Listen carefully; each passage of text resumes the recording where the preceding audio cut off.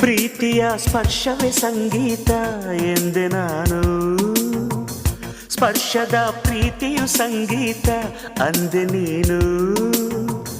ಕಂಪಿಸೋ ಅಮೃತ ಬಳ್ಳಿ ಇದೆ ನಿನ್ನ ಈ ಕಣ್ಣಲ್ಲಿ, ಕಂಪಿಸೋ ಅಮೃತ ಶಿಲೆಗಳಿವೆ ನಿನ್ನ ಕಣ ಕಣದಲ್ಲಿ. ತಾಜ ಮಹಲ ಕರಗಿಸಿ ಎರಕ ಹೊಯ್ದ ರೂಪಸಿ, ಹೊಗಳ ಮಾತುಗಳಲ್ಲವೇ ಅಲ್ಲ.